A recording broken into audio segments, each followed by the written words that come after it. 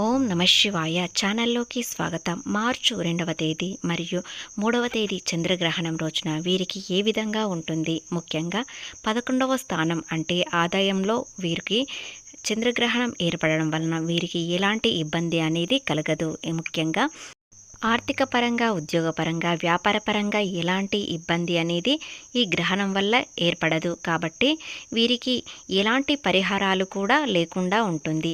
ఏదైనా ఎవరికైనా ఇబ్బందులుగా ఉన్నట్లయితే, అలాగే చంద్రగ్రహణం వలన మీకు ఏదైనా ఇబ్బంది వస్తుందనుకుంటే ఈ పరిహారం చేయండి, తప్పకుండా మీకు పరిష్కారం దొరుకుతుంది. శ్రీ వారాహి అమ్మవారి జ్యోతిష్యాలము జ్యోతిష్యం చెప్పబడును. గురూజీ సుబ్రహ్మణ్యం రాజు గారు. వీరి యొక్క సెల్ నెంబర్ 9908933760.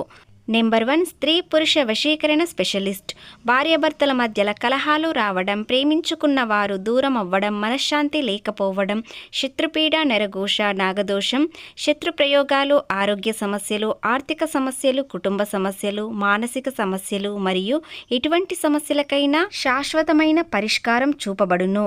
స్త్రీ మరియు పురుష వశీకరణ చేయబడును. స్త్రీ పురుషులకు ఇటువంటి సమస్యలున్న 100% పరిష్కార మార్గం చూపబడును. కాబట్టి స్క్రీన్ పైన ఉన్న మీకు ఎలాంటి సమస్యలు ఉన్నా మీరు ఒక్క ఫోన్ కాల్ ద్వారా నమ్మకంతో కాల్ చేయండి. ఖచ్చితంగా పరిష్కారం అనేది సుబ్రహ్మణ్యం రాజు గారు చూపబడును.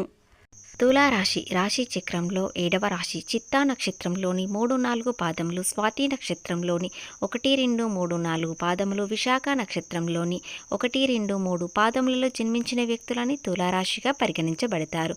ఈ రాశి అధిపతి వచ్చేసి శుక్రుడు. ఇక మీ రాజ్యాధిపతి అయిన శుక్రుడు ఉచ్చస్థితిలో ఉండడం వలన వీరికి విపరీతమైన అదృష్టం, ఐశ్వర్యం ఈ విధంగా కలిసి వస్తుంది. అది ఏ విధంగా వస్తుంది, ఏ రూపంలో వస్తుందో పూర్తి గోచార ఫలితాలు తెలుసుకునే ముందు మా చిన్న రిక్వెస్ట్ ఏంటంటే, ఇంతకుముందు మా ఛానల్ని సబ్స్క్రైబ్ చేసుకొని వారు ఇప్పుడు సబ్స్క్రైబ్ చేసుకోండి. అలాగే గంట సింబల్ క్లిక్ చేయండి, లైక్ చేయండి, జై శ్రీరామ్ అని కామెంట్ చేయండి. అధిపతి అయిన శుక్రుడు ఉచ్చస్థితిలో ఉండడం వలన సంపూర్ణ ఆనందాన్ని పొందుతారు. అలాగే ఆదాయ మార్గాలు అనేవి ఎక్కువగా వస్తాయి. వివాహం కాని వారికి వివాహాలు కుదిరే అవకాశాలు ఉన్నాయి. అలాగే వివాహం కొత్తగా అయిన వారికి సంతానం అవకాశాలు త్వరలోనే వస్తాయి. ముఖ్యంగా కుటుంబంలో సంతోషం అనేది పెరుగుతుంది.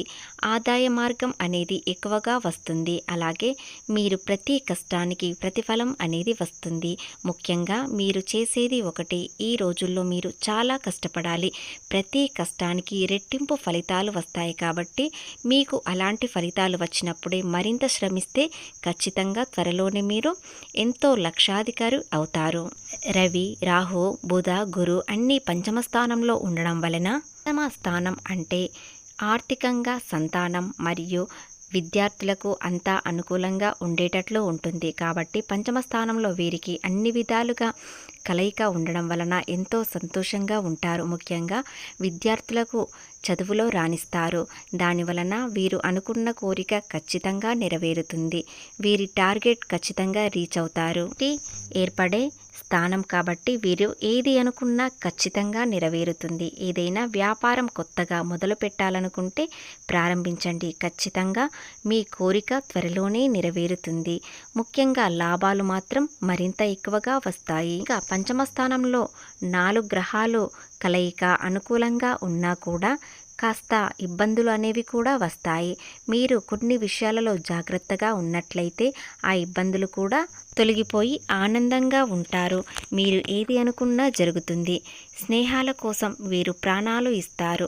స్నేహం కోసం ఎంతైనా డబ్బు ఖర్చు చేస్తారు. కాబట్టి మంచి పరిచయాలు పెరుగుతాయి. అలాగే ఎక్కడికైనా మీరు ప్రయాణాలు చేస్తారు. ఆ ప్రయాణాలలో కొత్త పరిచయాలు పెరగడంతో స్నేహం అనేది మరింత పెరుగుతుంది. కానీ గతంలో నష్టపోయినట్టు మళ్ళీ నష్టపోకుండా చాలా జాగ్రత్తగా ఉండాలి.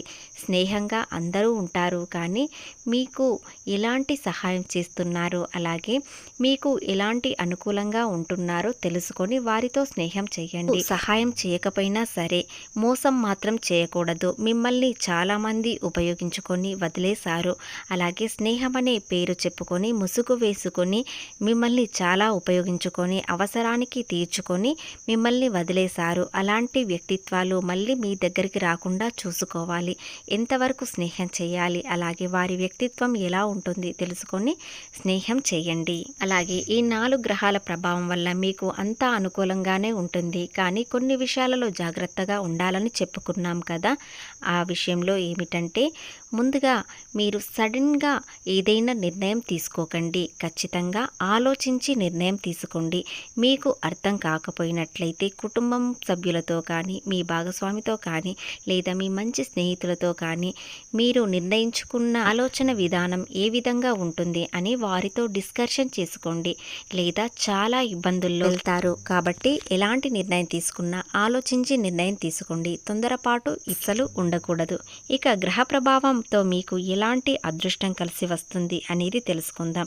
అలాగే అదృష్టం కలిసి రాని వారికి ఇలాంటి పరిహారం చేయడం వలన మీకు అదృష్టం, ఐశ్వర్యం, ఆర్థికంగా, ప్రేమ, ఉద్యోగం అన్ని విధాలుగా మీకు కలిసి వచ్చేలా ఈ ఒక్క పరిహారంతో మీ జీవితమే మారిపోయేటట్లు తెలుసుకుందాం.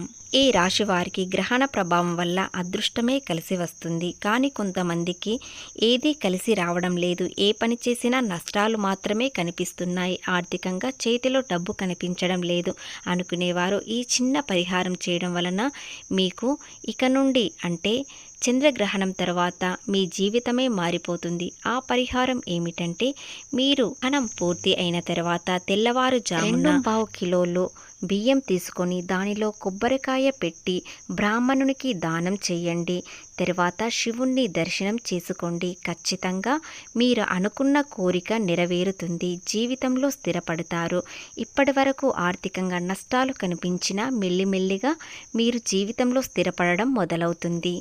ఈ చిన్న పరిహారంతో ఏదీ కలిసి రావడం లేదు అనుకునేవారు ఇలా చేయండి. ఖచ్చితంగా మీ కోరిక అనేది నెరవేరుతుంది. అలాగే పంచమ స్థానంలో 4 గ్రహాలు కలవడం వలన ముఖ్యంగా మీ రాజ్యాధిపతి అయిన శుక్రుడు మీకు ఆరోగ్యపరంగా, ఆర్థిక పరంగా, విద్య, ముఖ్యంగా వాగ్దానంలో మీరు చాలా జాగ్రత్తగా ఉండాలి. మీరు ఏదైనా మాట్లాడేటప్పుడు అలా జాగ్రత్తగా మాట్లాడండి. తొందరపాటు మాటల్లోకి వెళ్ళకండి. ఎందుకంటే అదే పెద్ద సమస్యగా మారవచ్చు. కాబట్టి మీరు ఎంతవరకు మాట్లాడాలో అంతవరకు మాత్రమే మాట్లాడండి. వీలైనంత వరకు ఈ 2 రోజులు మౌనం పాటిస్తే సరిపోతుంది. అంటే మనము చాలా సాఫ్ట్గా మాట్లాడినప్పటికైనా ఇతరులకు వారికి వేరే విధానంగా అర్థమవుతుంది. దానివలన విరోధాలు పెరిగే అవకాశాలు ఉన్నాయి.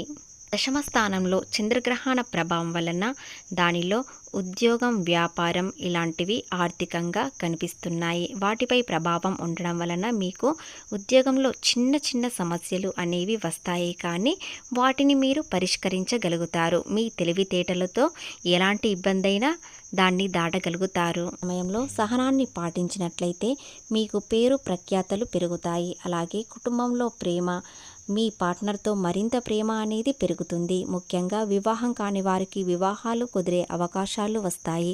ఎన్ని విషయాలలో లాభాలు వస్తాయంటే, మీరు అనుకున్న విధంగా మీ జీవితం అనేది ఇక నుండి ఉంటుంది. మీరు ఒక్కటే చేసేది సహనం అనేది పాటించండి. సమస్య అనేది వస్తుంది, కానీ మీరు సహనంతో ఉన్నట్లయితే ఎలాంటి ఇబ్బంది అనేది ఉండదు.